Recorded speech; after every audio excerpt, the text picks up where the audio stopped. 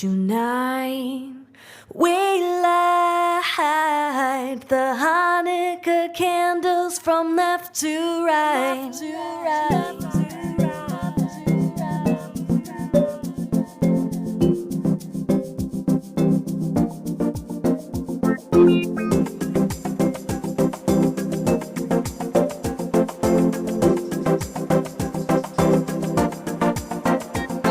Our favorite time of year is here, the festival of lights. We celebrate our victory, we celebrate our rights.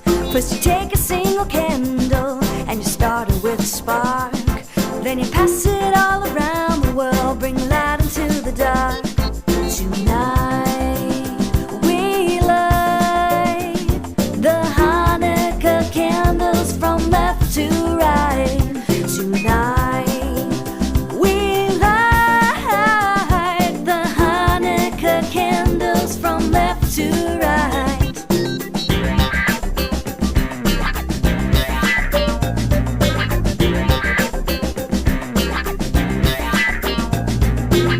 From the left to the right, see the candles burning bright.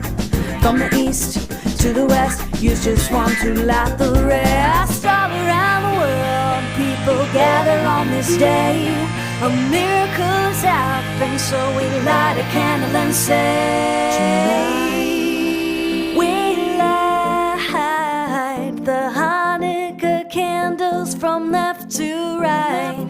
Tonight we light the Hanukkah candles from left to right. I said tonight we light the Hanukkah candles from left to right. I said tonight we light the Hanukkah candles from left to right.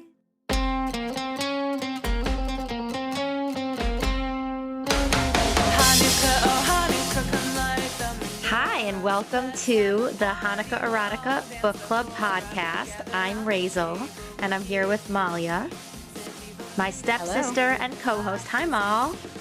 Hi. Happy Hanukkah. Oh my God, happy Hanukkah. And happy anniversary to us. Happy anniversary to us. I can't believe it. I really can't believe it. We've done a full season, a full cycle here. A full cycle of the Jewish calendar, starting with Hanukkah, through Jewish romance books. Yeah, we've journeyed through it all. We've journeyed through the full, sequence, I feel like. It's really awesome. So for anyone who might be new here, welcome. We are a book club podcast where we review Jewish romance books, the occasional Jewish romance film, Yes, series, done those. and we are stepsisters, Sure are. readers, and now we're podcasters We are. a year And in. we're romance novel fans. Before we dive into what we're doing tonight, couple things. One, come see us live. Our live event at the Rip Bodice is coming up on December 13th at 7. I'm so excited. The I Rip think Bodice it's going to be a Brooklyn big location. crowd. Do you? Yeah. Yes. Do you? Yeah, I think. I don't know. Maybe I'm setting myself up for disappointment. No. People are coming. I think people are coming. They are. I'm so excited. Yeah.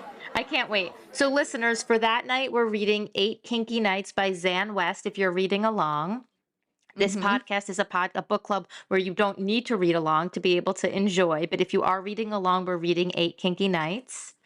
One cool thing about the ticket, by the way, is that it comes with a $15 credit to the bookstore. I know. that's very I only cool. realized that after the fact. I kept telling people, yeah, it's $15 tickets, but it's really free tickets. It's a free ticket. $15 credit to get books at the bookstore, which people want anyway. Totally. How can you and walk it's into fun. it's so it's awesome. So can't wait for that. I just can't wait to see you. Can't wait to talk about the book. Can't wait to play some games. I'm really excited. It's going to be really fun. I also I don't want to sell out the whole event here and now, but I have a line on some high quality herring to snack on. I'm so Just, happy. stay calm. Try to stay calm. There will be herring. Oh, yes. Several types, I might add. Amazing. Mm-hmm. There will be herring. Okay. And crackers. I mean, if you need crackers. Personally, I like my herring straight up, but, I don't judge. We don't judge. If you feel like you need to chase your herring with a cracker, Malya has you covered. I gotcha. Amazing. We also have a giant platter of kiddish cookies coming. I did a lot of research on kiddish cookies. I wanted to make sure that the ones that I'm used to seeing were kosher. They are. A whole thing on how to get these cookies to me and then to us. They're coming. We're committed to our fan base. I mean, exactly. That's really what it comes down to. Yeah, herring we appreciate you. We want to give back. Yeah, herring comes up in a book. It's going to be there. Kiddish cookies, Shiva cookies. I can't wait. Okay, so I wanted to talk about that. The tickets are available at the Rip Bodice's website. We also think they're available at the door. Are they available at the door? I still don't know that answer. I told a couple people, but I don't know if that's actually true. Maybe I'll find out. Tickets are definitely available online, and we will find out in advance. We can always post about that on Instagram. Great. Yeah. It is always good to check our Instagram because one thing, for example, at the end of our last episode, we were reading on the Unorthodox Love Book by Heidi Shertock tonight, but we pivoted to Snowbound in Her Boss's Bed when we realized how quickly Hanukkah was approaching. We wanted to read a Hanukkah romance, so we let everyone know on Instagram, if you're reading along, we're reading Snowbound in Her Boss's Bed. So Instagram is a good place to check in if there's any, urgent announcements. Herring related. Herring related, author and book related. We will get to I hope we will get to Unorthodox Love for those who may have started it. So, never fear on that. Oh, of course. I think that's what we'll do next after our live. Great. Yeah, I hope so. Yeah. And okay, so that was what I wanted to mention the live. I want to talk about feedback from Marry Me by Midnight, if you got any. Yes. Okay, so I got some feedback. People found this a really funny episode. I think that, starting with feedback. So it was a little more, I think we got a little more explicit in that episode than we have maybe in some episodes past. Well, but maybe Felicia Grossman did. I mean, we were just reading the words. I think maybe the book was more explicit. It could be. We went, it was a racy one. Anyway, I think we sufficiently spooked my dad, at least. I don't know about your mom, but my dad was like, we decided we're not coming to the live event. It's a little much for us. That's unrelated. Are you sure? I think it's directly related. Okay, my mom seemed obsessed with the episode. She was making Quim and Schmeckle jokes. Did you hear my mom's Quim and Schmeckle jokes? I did. William's asking if it was the sound effects. The sound effects did put it over the edge, I think. There were some pretty, I don't know. My mom was live texting through that episode as if she knew what was happening. Like, as if I knew. Like, she was texting me. Oh, like a whole sort of. But with everything that was happening in the podcast, as if I knew what part of the podcast she was up to. She'd be like, thanks, really William. That's really funny. Just out of context. Oh, it was really good. That's sweet. Yeah, I got your mom sent me like a little synopsis, I think, of her highlights, like the funniest jokes. They think it's very funny that, my dad made a joke that they don't drive a Volvo, they drive a Quimvo. Yes, they were really into that one. Yeah, they were into that. It's very Seinfeld-esque, I think. That's their like baseline for humor. So anyway, but I do think it spooked them for the live event. That is hilarious. I think it's unrelated, but it could be. I think they could definitely handle the live event. Although, I mean, Eight Kinky Nights is much racier in certain ways than Marry Me by Midnight. So Eight Kinky Nights is like a whole other thing. It's a whole other thing. I can't wait to talk to you about it. It's an entirely different situation. Absolutely. But so the first thing I get from my mom is we have a British American English dictionary ... Quim in capitals with 3 question marks. It's not in the book. Am I spelling it right? Oh, Arth found it on Google. And then I say something. I wrote funny episode. She goes, yup, it's vulgar. Funny is right. She also an extremely an extremely objectionable person, as we can imagine. I don't even know what she's saying. Your reading is enough for me to plots. A schmeckel is not like a quim. This is when she's just basically responding to every line in the podcast as if I know what she's talking what she's about. referring to. That's really good. And it just goes on and on and on. You know we live on Quimby Lane. Are you one schmeckel court? Arthur's shaking his head. Thanks, William.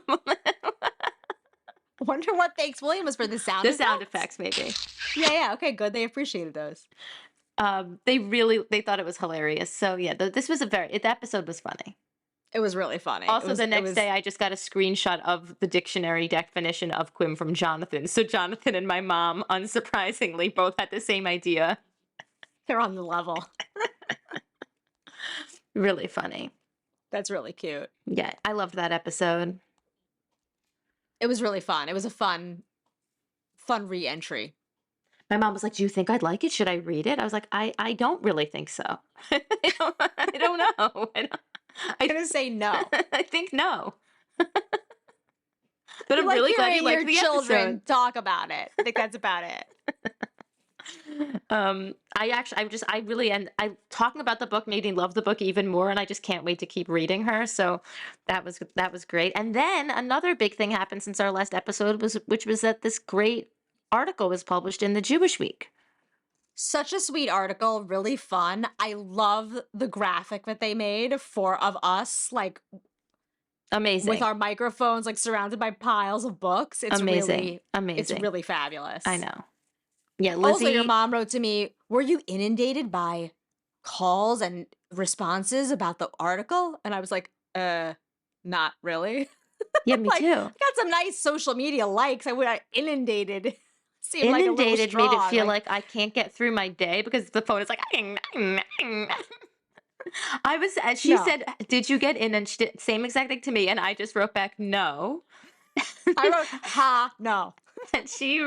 And then my mom was like, "I did. You're making me famous. You went viral." It was.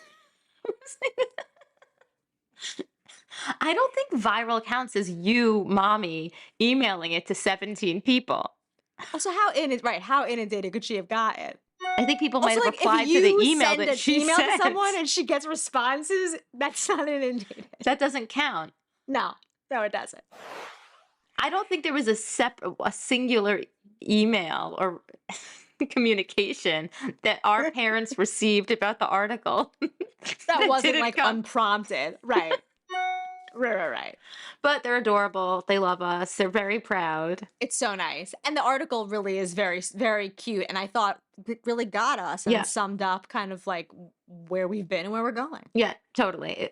Couldn't be happier. Thank you so much to Lizzie who wrote it. Lizzie Carpin wrote it, and it was awesome. And loved chatting with you. Loved reading it, and it was great. Can't wait to meet her. She's coming to the live event. See, I told you, people are coming. People are coming. No, you're right. So that's exciting, and I think we're ready to talk about Snowbound in Her Boss's Bed by Marcella Bell. Are you? I'm very ready. I feel like there's been a big build-up for this book because it was recommended to us by Becky from Too Stupid to Live months ago. I know. I can't believe I'm so excited that we're reading it. So yeah, when we talked to Becky, she mentioned that was the Hanukkah romance she had read. We had never heard of it. We did not know it was a Hanukkah romance. And so here we are, our second Hanukkah together, reading it. But since I didn't read the description in our last episode, maybe I'll read the description before we dive in. The book description. Sure. Okay. Outside, the snow is falling. Inside, the heat is definitely rising.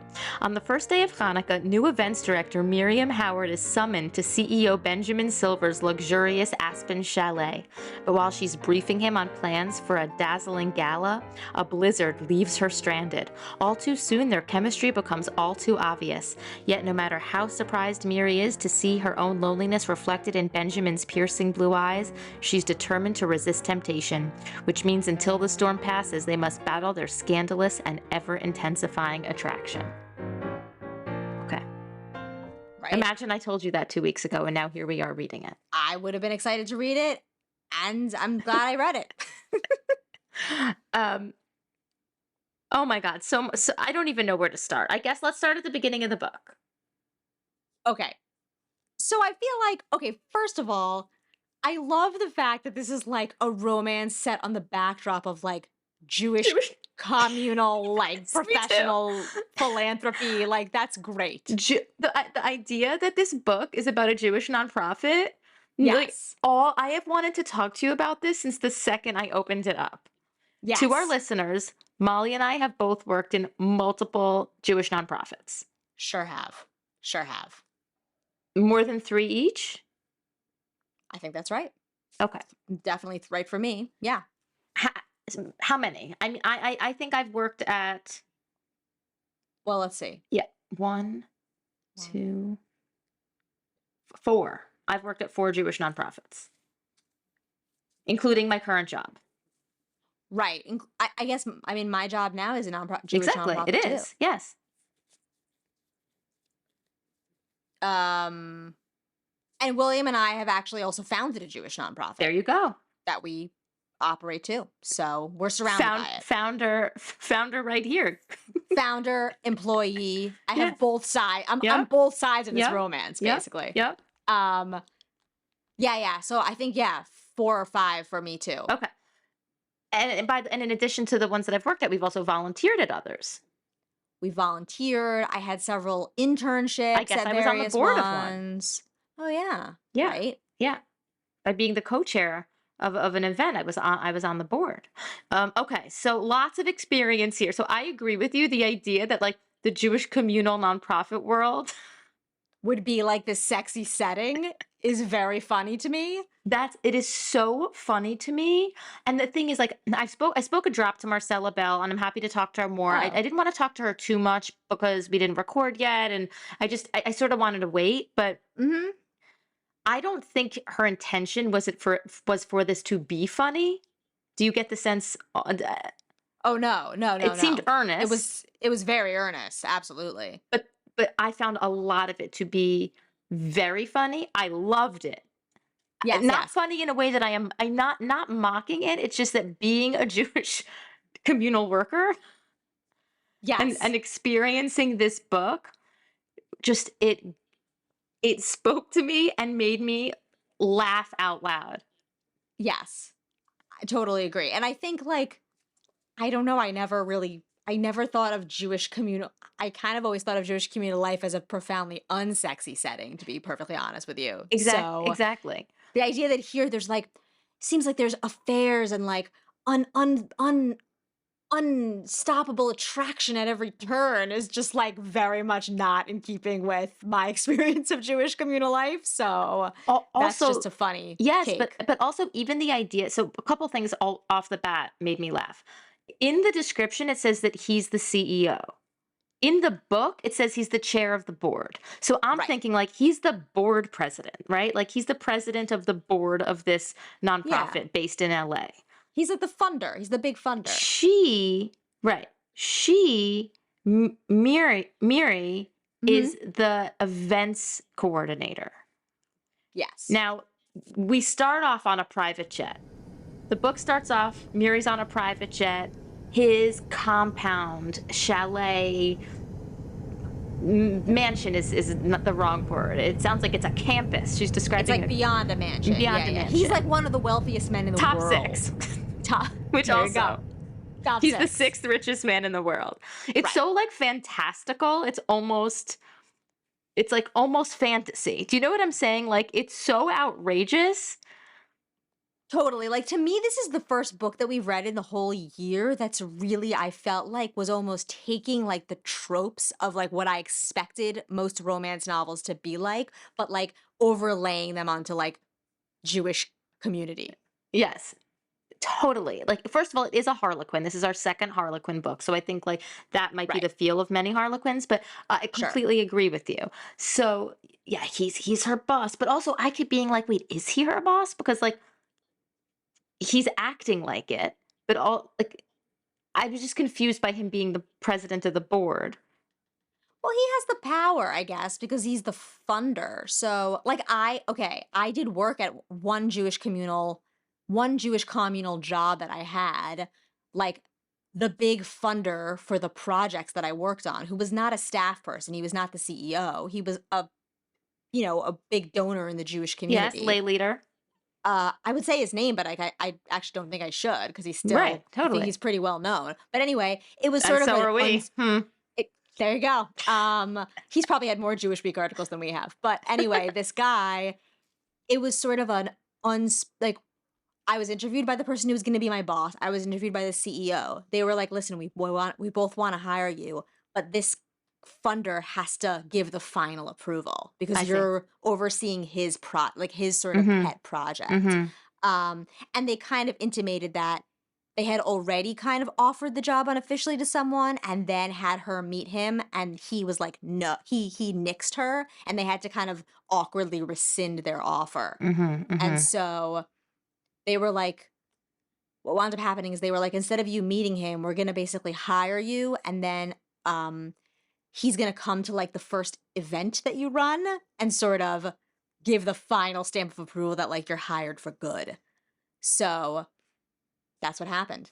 And he liked me. Okay, so So, I was imagine in. that, listeners. But I instead mean, he of didn't that, like me like the guy I know. liked him. But Like, he didn't instead like of me that, like Snowbound she's and her on a boss is private bad. jet to discuss the first event she has to run, okay? Miri is on a private jet because he doesn't want to have a virtual meeting, and he wants to meet for 2 hours, and it's the day before the first night of Hanukkah. I guess Erev Hanukkah, we'll call it. Sure. It's that day. That night is going to be the first night of Hanukkah, and she's on a private jet overlooking his Colorado compound. It's the biggest thing she's ever seen, even though she's used to LA homes and LA mansions. And she gets off the plane because they only have this plan to meet for 2 hours. She brings a box of sufganiyot as some kind of gift because she's going to give it to Benjamin Silver and his family. She assumes there's a family in this, giant compound that she's looking at from the plane, and he sees her in her business attire, which again, I am just laughing because the idea that she's in an outfit, the outfit that lawyers wear on legal shows, like suits, which we talked about in Sure. our first ever episode. So I'm happy to bring it up again tonight, a year later. And maybe that is how some lawyers dress in some offices, but like, do you know the like pencil skirt, blouse, high heel, corporate look? Sure, It's like sure. more, again, like maybe more a fantasy on TV shows than the way anyone dresses ever. Yeah, because it's like a sexy corporate. It's almost like what a Halloween costume of like a hot lawyer would be. Exactly. Yeah. Who in any Jewish nonprofit in anywhere ever has dressed in that kind of a corporate way? Jewish nonprofits are like the weirdest. They're casual in a way that other offices probably can't get away with. Maybe post-COVID, lots of offices are casual, but like her outfit No. and look. Yeah, no. In Jewish communal offices, everyone's wearing like a big Hamza necklace. Like, right? Like I don't know. Yes, it's like maybe they're teaching women's studies at a small liberal arts college, or maybe they're working at this organization in LA. Totally. They probably got their jewelry in Woodstock on a trip. Yeah. There's pomegranates involved. Yeah, like Jewish. Spot. Like Yeah, that yeah, jewelry like that from type Spot. of jewelry. Yeah, exactly. Yeah, for sure. I know about those pomegranates. Okay, so so she gets off the plane, and he's like immediately a big jerk. Right. He's like disdainful. And he's like, a cardigan, really? He's like very upset that she's in a cardigan. Right. And What did he expect her to be in? Like that wasn't clear to me. a proper jacket. He was upset that she wasn't see. dressed for the weather. I see. Oh, right.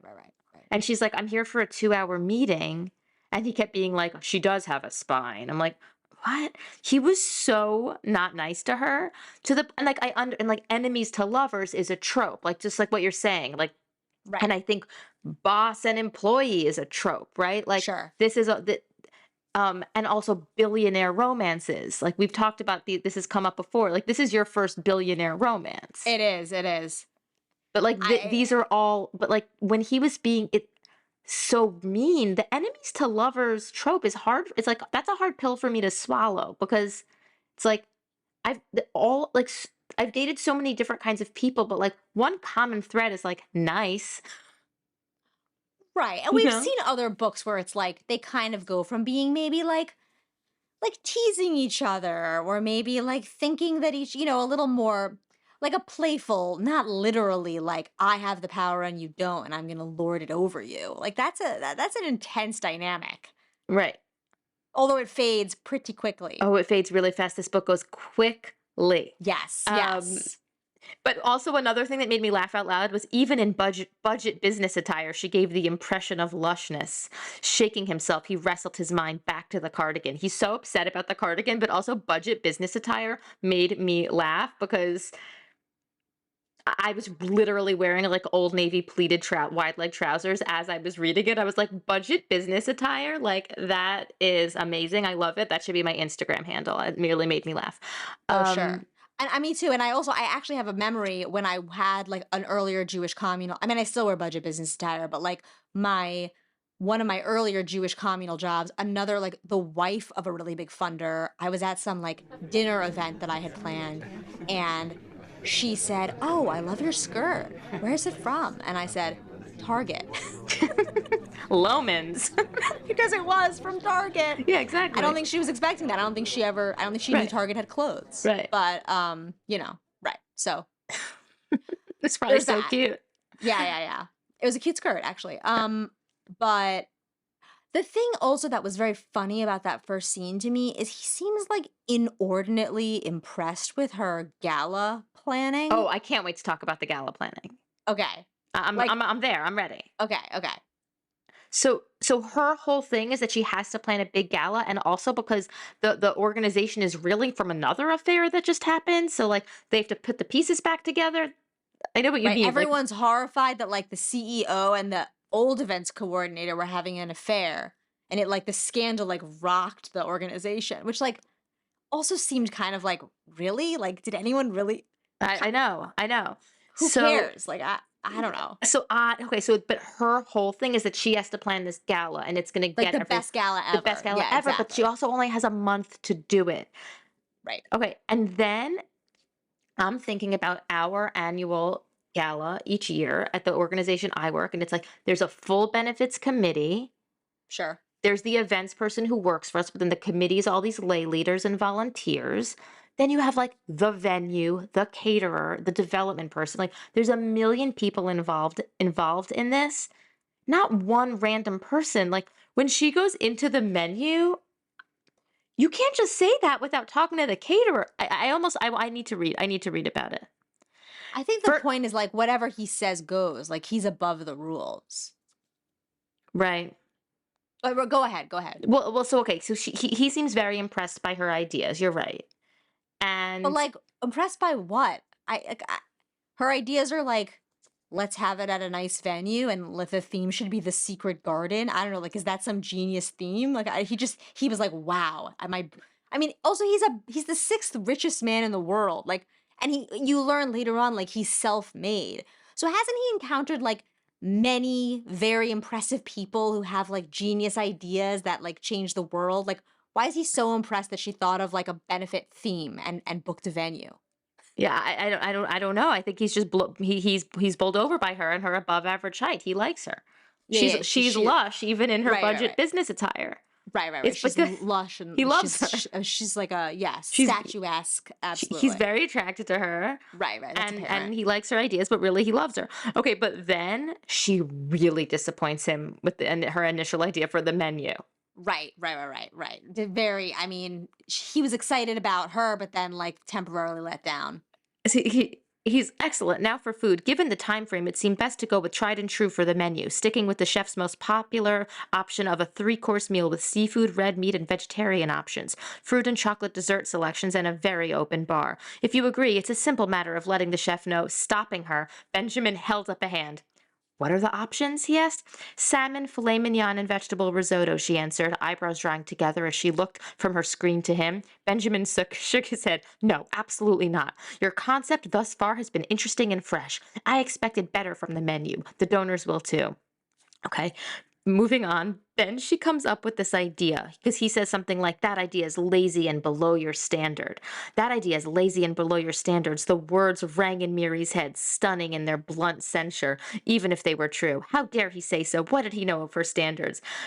The classic catering offering idea had been lazy intentionally because Miriam had seen the menu, blah, blah, blah, blah, blah. Okay. Then she comes up with this idea. Okay. Well, certainly, Mr. Silver, recalling that the theme is Secret Garden, we should obviously have a menu built around lush produce prepared simply with fresh herbs, botanical cocktails, and desserts inspired by the overflowing bounty of a summer garden, throwing in honey-berry drizzles and edible flowers here and there throughout all of it for the whimsy. Is that more along the lines of what you were thinking? She said it all brightly, but the flat tone of her voice said exactly what she thought. She thought he was being outrageous. Blah, blah, blah. Anyway, he loves it. Of course. His faith in her is restored. It So funny. really made me laugh.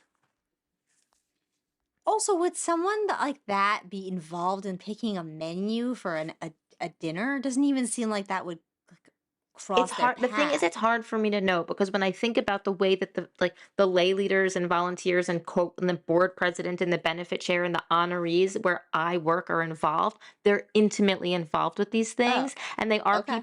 people of means. But this is a fantasy of the sixth richest billionaire in the world. Right. So But I guess don't that's the know. point. It's a fantasy, so like the It's a details are not going to fantasy. make sense. Right. It's not going to make sense. Like, do you see what I Right. mean? To me, there's like the way in which this is written. Like, I don't mean like fantasy, like every woman's fantasy. Like it to me, like the literary style of fantasy. Yeah, totally. Like Also, if they just like randomly had magical powers, I would believe it. It's fantastical. totally. And even that's why the thing is like I liked that this book gets like hot and heavy quickly. Like a lot of our books, I felt like you really like they draw out the will they or won't they. Yeah, Almost a slow little burn. too long to be honest. Like I like the slow burn, but sometimes it's a little too slow. This was Yes. not a slow burn. This No. was like, hello, I like your dinner menu. Like, let's get on the couch and get busy, basically, is what happens. Yes. But also like their level of like I get, of course, being super attracted to someone right away, but the level to which like she has a good dinner idea, he likes how she looks, and suddenly he's like, she was like no woman he'd ever met before. But I was like, why? The connection. Well, right. Okay. So here's the thing, listeners. In the length of this 2-hour meeting that ended up going to be 3 hours, Yes. like the oil that lit for 8 nights, Ah, a look at you. blizzard came in. Right. Unlike blizzard came in. a whiteout, unlike any Yes. blizzard anyone has ever seen with no warning. And she Right. was snowed in. Couldn't get back for Hanukkah. Could like not he get back. promised. No. Could he promise she was going to get home for the first night of Hanukkah? No. The blizzard comes in. She is snowbound. And For like a week, like a full, for like all of for all Hanukkah. of Hanukkah. Which I was also seeing like a fantasy. Like, does that It is. happen? No. The weather Is that like a alone. meteorological possibility? No. I don't think so. Like this. Okay. The thing is that is really weird about this is I was actually stuck in Colorado Oh. once for like a week. But I think it was like the weather was really bad and then it was hard to get a flight. I don't think it was because there was I don't remember it being, do you know what I mean? Sure. Like a lot of flights got canceled and then it was impossible Yeah, to yeah. get one and I was stuck Right. in Colorado for a while. but the sixth richest man in the world wasn't stuck there. No, I'm sure he was able to get out on his private Yeah, he jet or got out. chopper. So now they're together for Hanukkah and then things become revealed and they start to talk. And even though I know what you're saying, what was the connection? I'm not quite sure. It turns out that Benjamin Silver was orphaned and adopted, and this is something that she connects to as a Jew by choice, or maybe they both have had, I'm not again, They've both been hurt and like held themselves back in some way. Although I don't really. First of all, Benjamin Silver is like Batman, is like Bruce Wayne to me. That was like his character, right? Like he had these like haunting flashbacks of his parents being killed. He like transformed himself. Like there's one point where like he's like looking in the closet for like his old menorah and like old photos of him fall out, and he's like just like a skinny geeky like high school kid, and he's like put that away, like he like, doesn't want to see the old photo. But I felt like it was very just like Bruce Wayne Batman, like that's who he Yes. was, like yes, you are right about that. yes, which just added to the like he seems like he's a superhero. Right, which adds to the kind of supernatural feeling I felt in this whole book.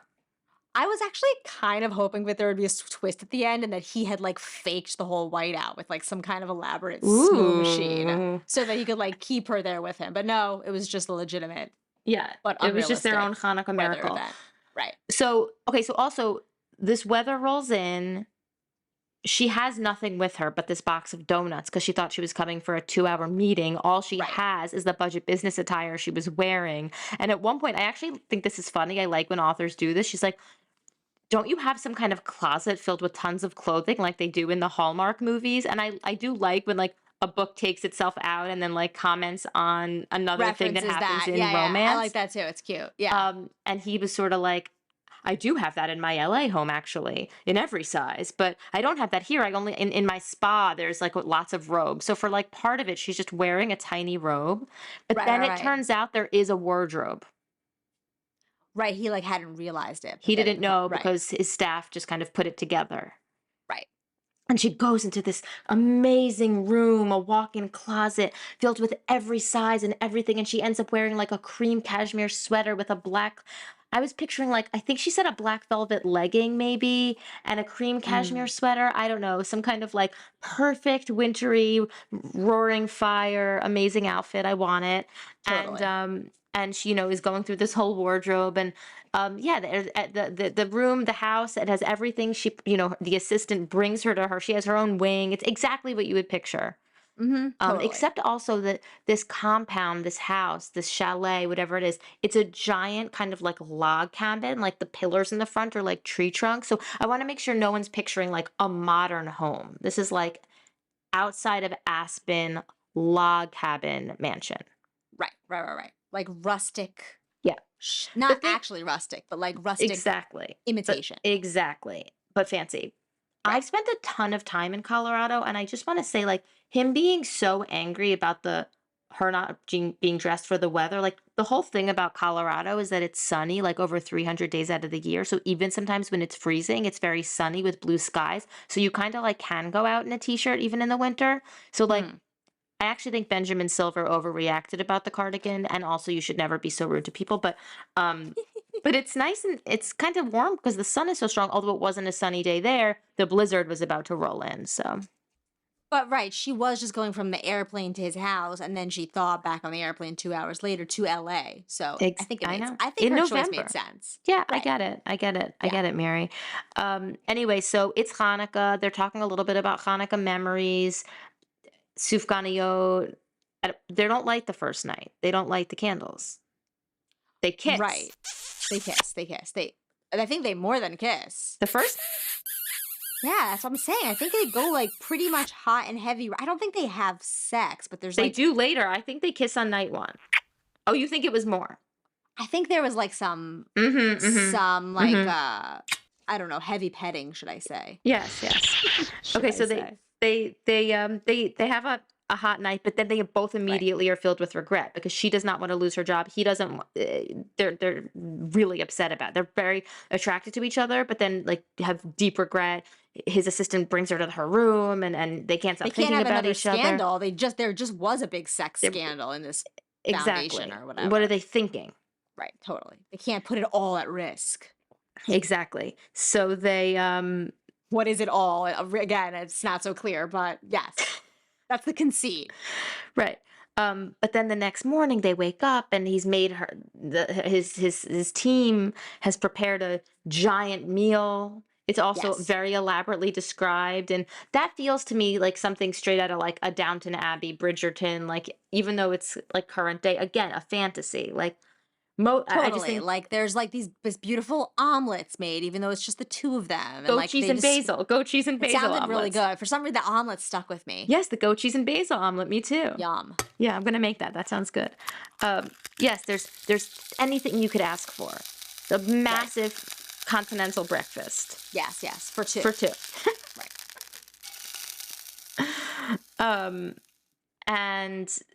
But they really can't keep them. They can't really stay apart. They can't keep it platonic. It's not going to They happen. just can't. They try. They spend the day together. By the way, they don't talk about work. It's not like they're like continuing to plan the event. Like after that meeting, they're done. Well, they don't actually work together.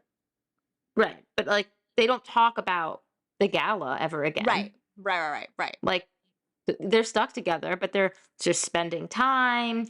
They're talking about She's wearing that little robe. their family. She's wearing the robe. Things about Hanukkah comes up. Things about her and her kind of Jewish community. It's a whole Jewish community of Jews by choice. Right.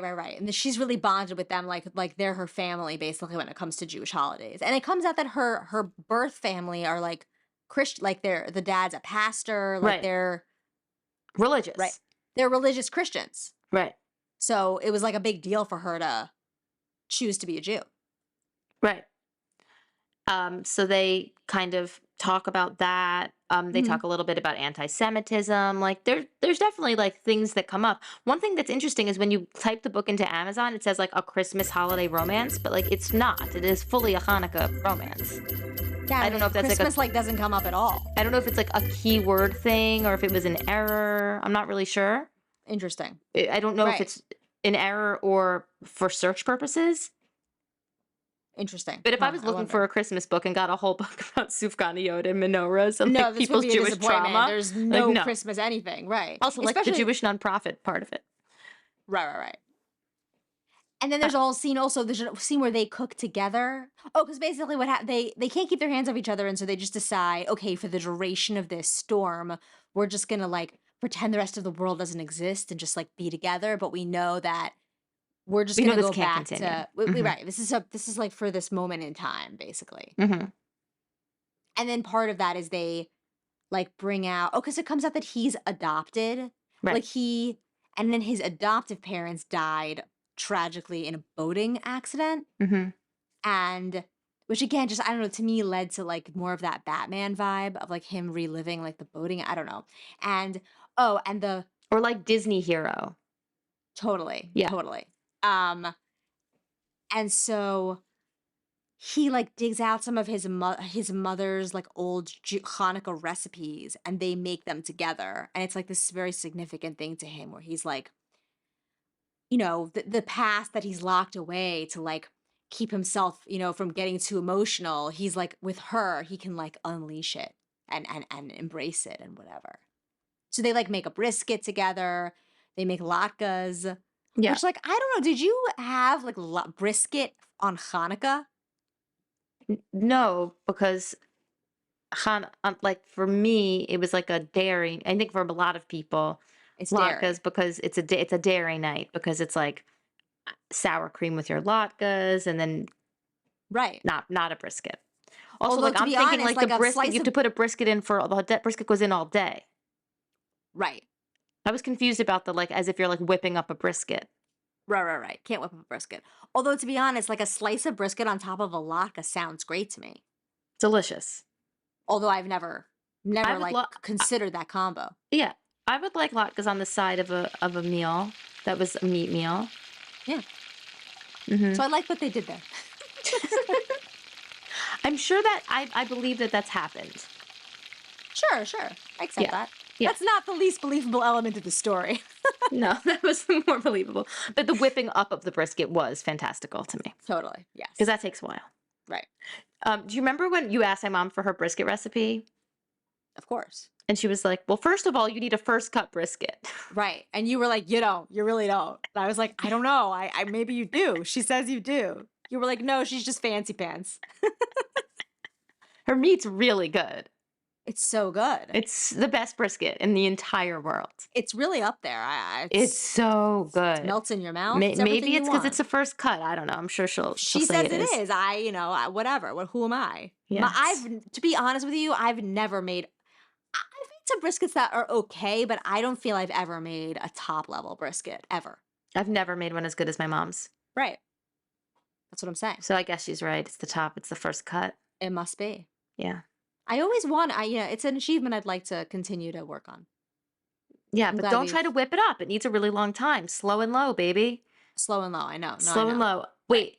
This book something else came up about this book. If you don't feel comfortable sharing the story, just, say no comment. But something came up about like how her resume was like kind of like, I don't know, and there was something about something about something she said that reminded me of a Jewish nonprofit story you had, where under at the very bottom of your resume, when it was like extra skills, you had put like Reiki and like all sorts of random things. I still have that in my bio. So can I tell the story, or do you want to? The story that I remember. Yeah. The story I remember is that Malya was working at a post-college job. Right. And had put Reiki under special skills, but she had gone to like a Reiki workshop, a singular. It's a long Reiki workshop. One singular long Reiki workshop. Right. And then at a certain point during her time at this organization, they were doing lunch and learns. Am I telling the story right? Yep. And they were like, "Oh, Malya, you are an expert in Reiki. Can you host lunch and learn and teach the entire staff about Reiki?" Oh my God, I totally blocked out that happened. You're totally right. Did I do it? I think I did it. You did it. I just and because bullshit. Malya is a bullshit my way through exactly, it. Yeah. because you are very smart and a great teacher. And you especially of things that I'm making up as I teach them. Malya did it. She taught an entire, lunch and learn about something she knew nothing about. That she put on her resume. Listen. If you will it, it is no dream. What can I say? I still have that on my bio, by the way. And So people what are does it still like, say? "Oh, Reiki." It says like Malya's a It says Malya. I think it says Malya's a Reiki energy healer. A Reiki what? Energy healer. Oh my God. You're a Reiki energy healer on your bio? I think that's in some versions of my bio. Like not. But are you? Yeah. I mean, I took that workshop. It was like it was some kind of a certification. Yeah, Oh, I it am, was. Rachel. It was a certification. It was a certification. Oh, this is my co-host, stepsister, and also Reiki energy healer. healer, Malya. You can introduce me that way in future episodes, absolutely. Amazing. What was on her resume? I don't remember that. Something about, I don't know, it was just like she really wanted the job. She needed the job. She was like broke and needed the job, and I think she was just doing whatever she could to get. She was obviously qualified. She has a bunch of degrees and whatever, but there was something at the beginning of the book that reminded me. I'm so grateful that I was reminded about your Reiki energy healing work. I totally forgot about that. That was a funny Jewish Camille moment. But it also just sort of like, for me, kind of validates that it's a year in, but there's still all this new material that we just don't know what we're going to uncover together. Oh, endless, absolutely. Limitless. Oh my God. And that we have memories about each other is great. Yeah, also. It's really good. It's really good. Anyway, so, I don't want to beat a dead horse with this book, but I loved it. Here's the thing. This is what happens. They continue to connect. They continue to get to know each other. They continue to have this intimacy. And he's like, you know what? This doesn't have to end. This doesn't have to end when we get back to LA. Right. And she's like, what are you talking about? Like, I can't lose my job. This is everything. I need my job. And I think she's sort of feeling like he's saying we can just have this intimacy. And so he's also like, I'm the 6th richest man in the world. Like, don't worry, you don't need this shitty job. Right, but he wasn't telling her because you have me. He was sort of just like, I'll make sure you're okay, but not because like he was going to be her. Then she gets insulted, like that he's basically, I don't know, just. So she's going to be like a whore or something. Right. Like, I think she's insulted. Right. She doesn't like that. Yeah. She does not like that. Excuse that word. Not a nice word to use, but that's how she felt. Right. Yes. I think. Yes. Absolutely. And that's not what he meant. No. But she leaves. The snow has lifted. She leaves. She leaves very upset. Mm-hmm, and he's like, stop that plane. Yeah. The chopper. And he stops the chopper. I guess using the helicopter, not the PJ. Yep. And he's instead like,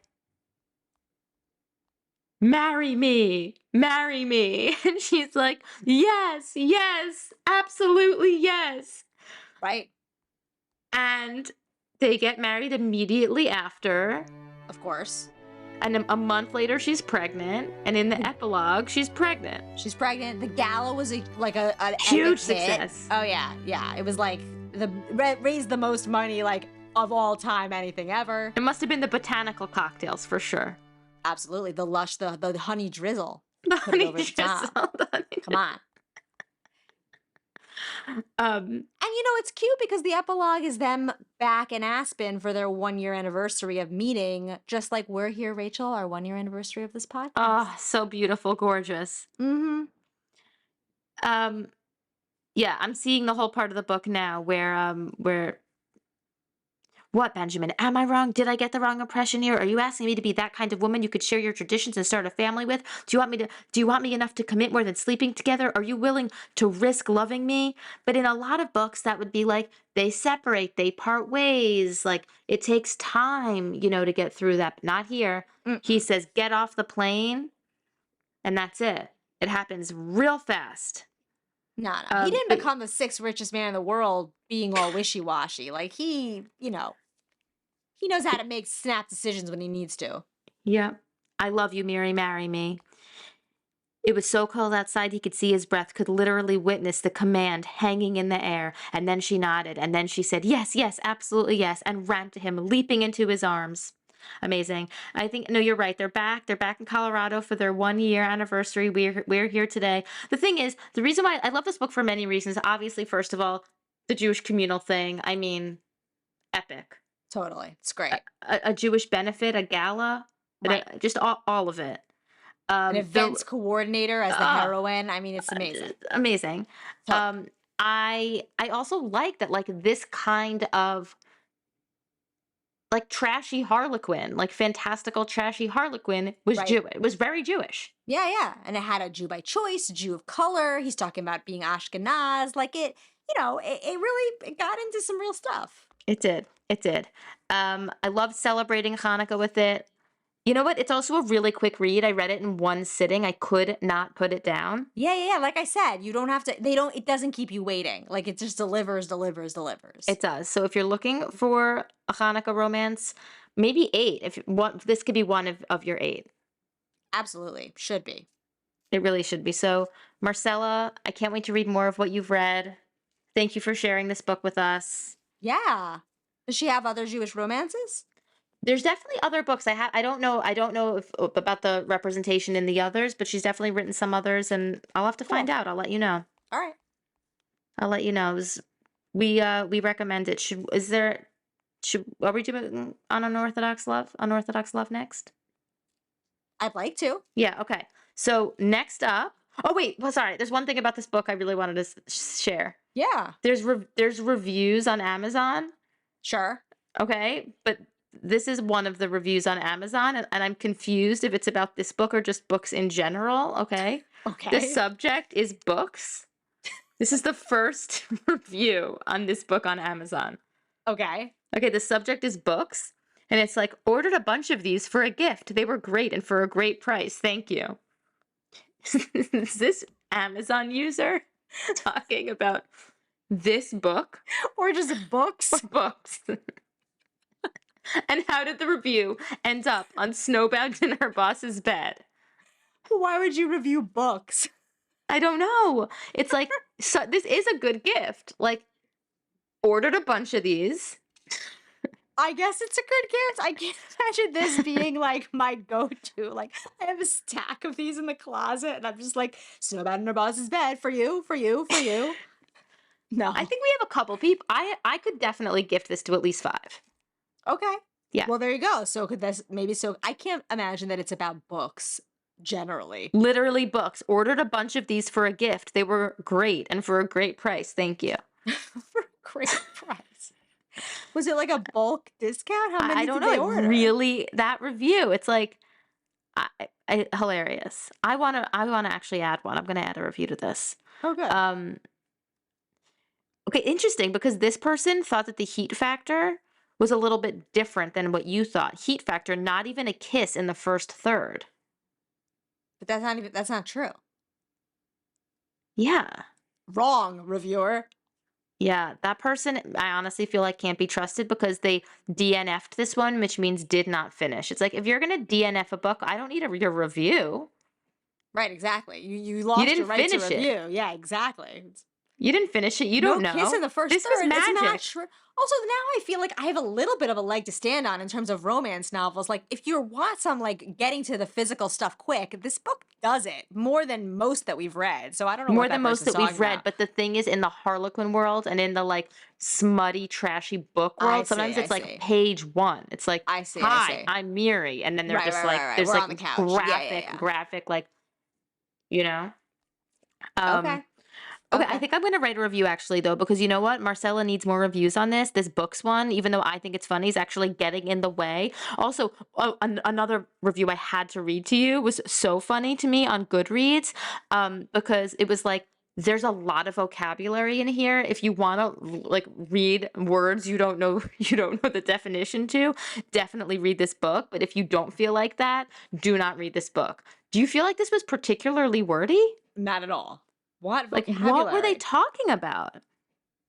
This did not have too much No, I thought it was vocab. very accessible. I don't know what vocab they're talking about. I mean, unless it's like were there Jewish terms, maybe? But there weren't. Yeah, like really. Sufganiyot. Are they upset about Sufganiyot? I mean, come on. I don't know.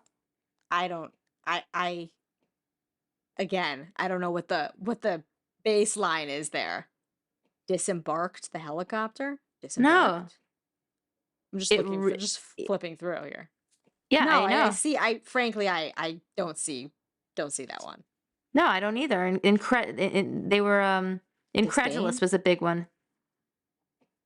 Incredulous is not vocab. I mean, No, it's not. right. It's not. So I wanted to share that with you. I'm definitely. This is going to be my first book I review. Nice. This is a good one. Yep. It deserves It's it. gonna be my first Yeah. one. Yep. I'm committed to it. Cool. Okay, so we're reading Heidi Shertock's book next. I already read that description last time to you. I don't feel like I need to read it again. No. I'm excited to talk about it. I read it already because, like some of our listeners, perhaps, I originally thought we were going to read it for this podcast. So Exactly. I'm excited to talk about it. Me too. I can't wait. Come see us live on the 13th. Yes. Happy Hanukkah to everybody. Happy Hanukkah Mall. Happy Hanukkah. This podcast, Happy anniversary. Happy anniversary to us. This podcast is produced by William Levin, and it is brought to you by Hanukkah Pong, available on Amazon. If not now, when? Menorah-shaped beer pong. You need it for your Hanukkah parties coming up. Must have. Buy a bunch, give them as gifts, along with Snowbound in her boss's bed. It's a great price. Yeah, totally. Great price. Good to have on hand. Mm-hmm. We'll see you with the Rip Bodice. That's a good gift kit, like a Snowbound in her boss's bed and Hanukkah Pong. Like you're set for the Oh, holiday. amazing. Amazing. All right. Good night. Bye. Good night.